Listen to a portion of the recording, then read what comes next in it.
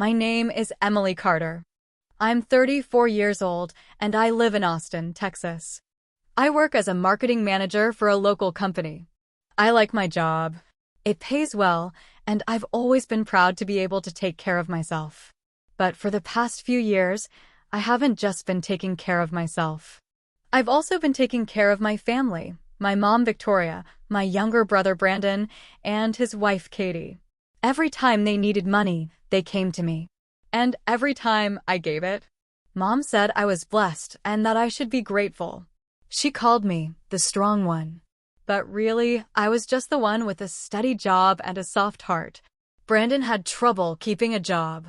Katie always acted like she was above working. Mom didn't have a real income either. She lived off the money I sent her. I paid for their rent more than once. I covered credit card bills. I even helped when their car broke down. I told myself it was okay. Family helps family, right? Then one day, Brandon called me with big news. He and Katie were getting married. He wanted a big wedding in Phoenix, Arizona. A fancy venue, lots of guests, live music. He didn't ask me to help. He expected it. And I said yes. I paid for almost everything. The venue, catering, hotel rooms, even the honeymoon. I thought they'd be grateful. I thought they'd say thank you. But after the wedding, no one even looked me in the eye. The next morning, everything changed. I couldn't believe what I was seeing. While I was in the shower that morning, $22,000 was taken from my bank account. It wasn't spent on shopping or food. It was transferred to Katie, to my mom Victoria, and to Katie's brother Mark. I stared at my phone, hoping it was some kind of mistake. But it wasn't. I rushed downstairs to the hotel lobby. They were all sitting there, laughing and talking like nothing had happened. I walked up to them. "Did one of you take money from my account?" Katie looked annoyed. "Well, good morning to you too." "I'm serious," I said. $22,000 is gone. It was sent to you, Mom, and Mark. Victoria didn't seem surprised. "We needed help, Emily. You have no idea what we're going through. That's not a reason to steal." I said. "You took it while I was in the shower." Mark leaned back in his chair. "You've helped us before. Why is it a problem now?" "Because you didn't ask." I yelled. "You went behind my back." Katie stood up. "You're always so dramatic. You have a good life, job, apartment, boyfriend. We don't have those things. That doesn't make it okay to take my money." Then Victoria stood up. Her voice was sharp. "Don't talk to us like that. We're your family." "I've been helping for years," I said. "I paid your bills. I paid for everything." Without warning, she slapped me across the face. I stood there, frozen. My face stung. No one said anything. They just stared. I turned around and walked out of the lobby. I called Jake, my boyfriend. He answered fast. "Em? What's wrong?" "They took my money. All of them. While I was in the shower. And my mom slapped me." "Where are you?" "At the hotel in Phoenix." "Come home. I'll meet you at the airport." That's when I knew. This wasn't one small mistake. This was who they were. And I was done being used. I flew back to Austin that same night. Jake was waiting for me at the airport. As soon as he saw me, he pulled me into a hug. "I'm so sorry they did this to you," he said softly. I didn't cry. I was too numb. At home, I sat on the couch and opened my laptop. I started looking through old emails, bank statements, and text messages. I wanted proof, real proof of how much I had given my family over the years. It was worse than I thought.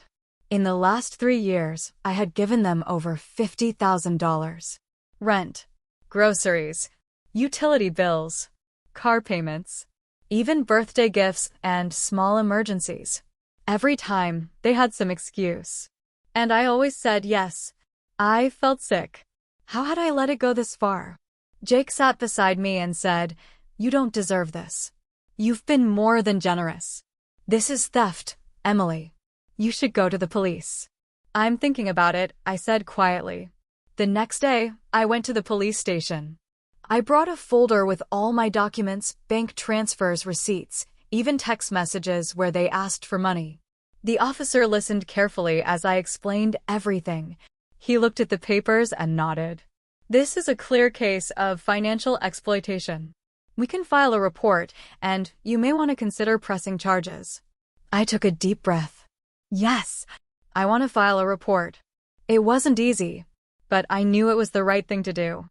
They had taken my trust and crushed it. And now, they had taken my money too. Jake helped me organize the rest of the documents. We spent hours going over everything. By the end of the week, I had built a strong case. Then something unexpected happened. Brandon, my brother, called me. I need to talk, he said. I agreed to meet him at a small cafe near my office. He looked tired and nervous. I didn't know what they were planning, he said. I found out after the wedding. Katie told me they transferred the money while you were in the shower. I tried to stop them, but they didn't listen. I stayed quiet. I want to help, he added.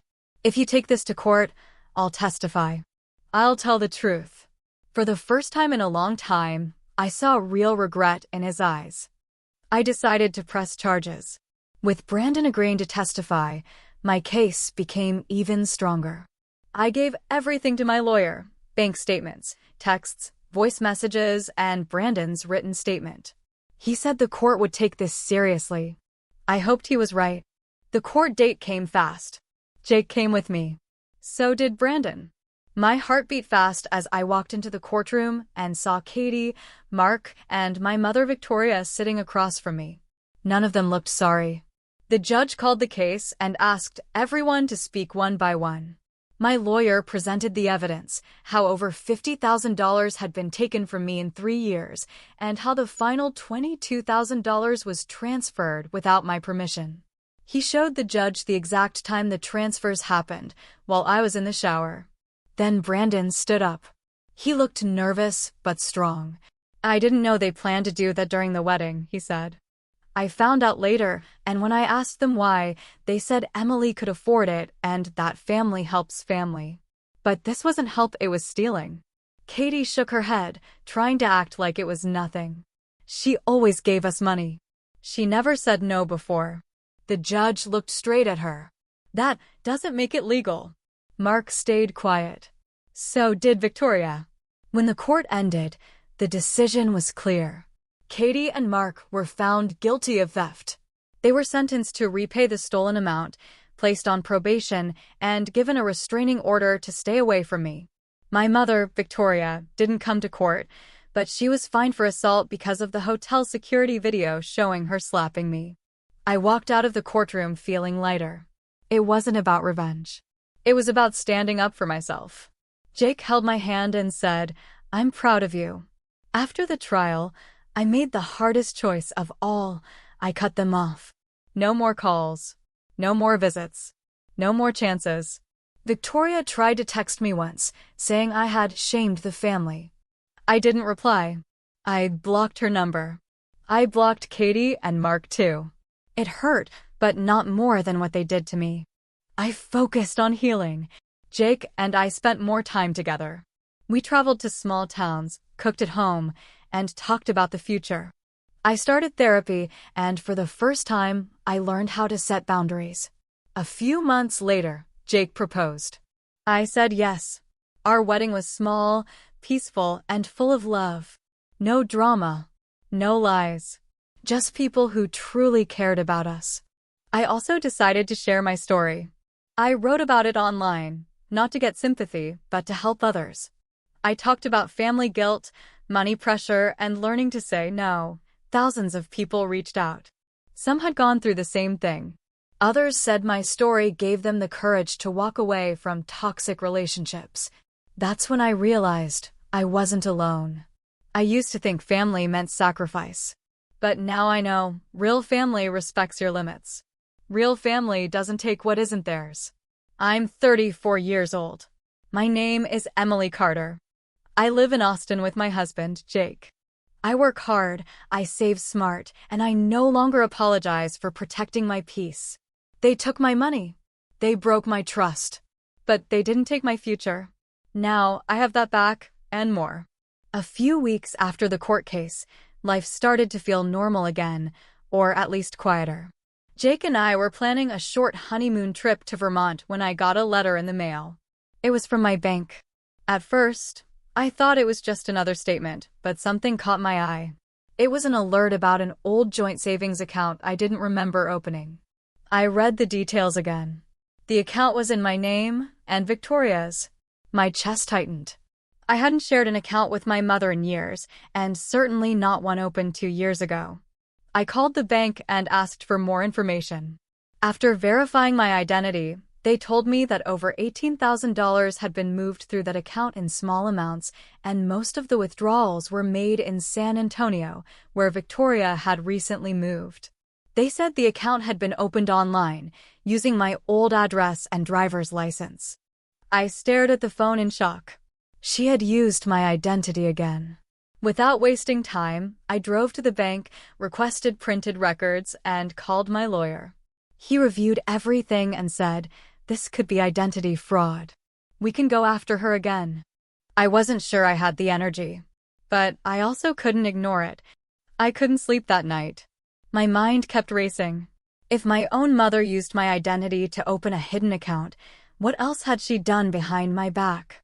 The next morning, I went through all my old records, credit reports, emails, and financial apps.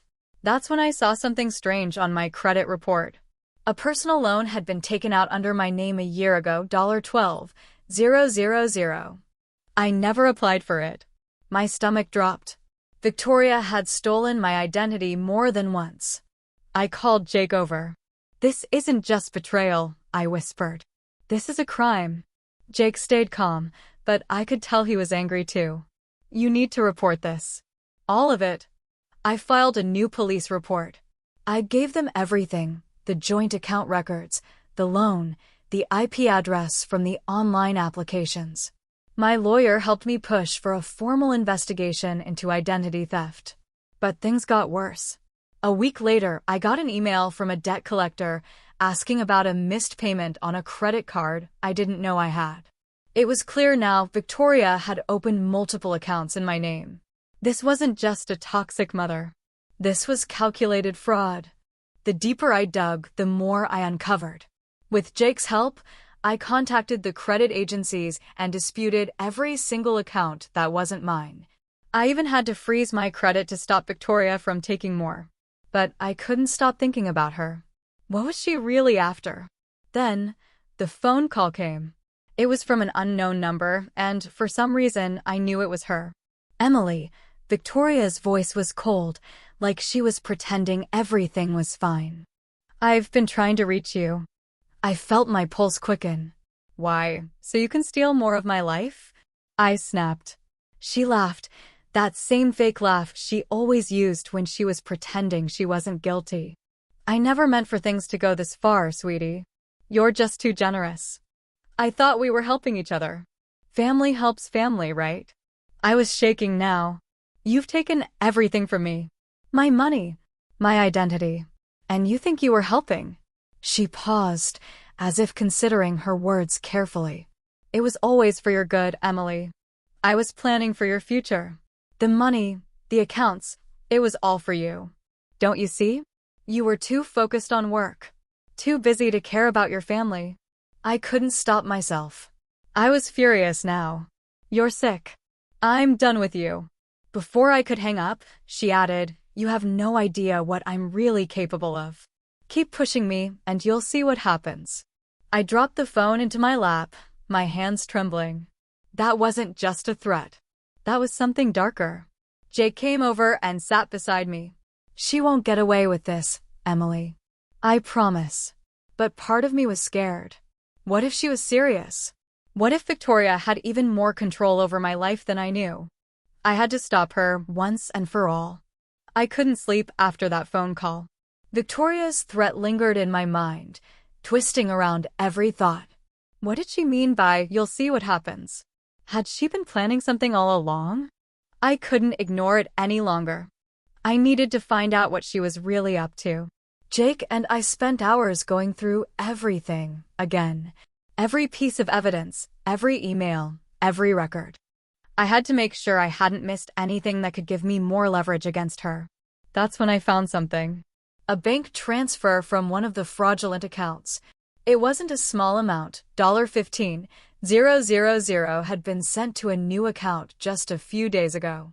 The account didn't belong to me, but it was registered under a different name.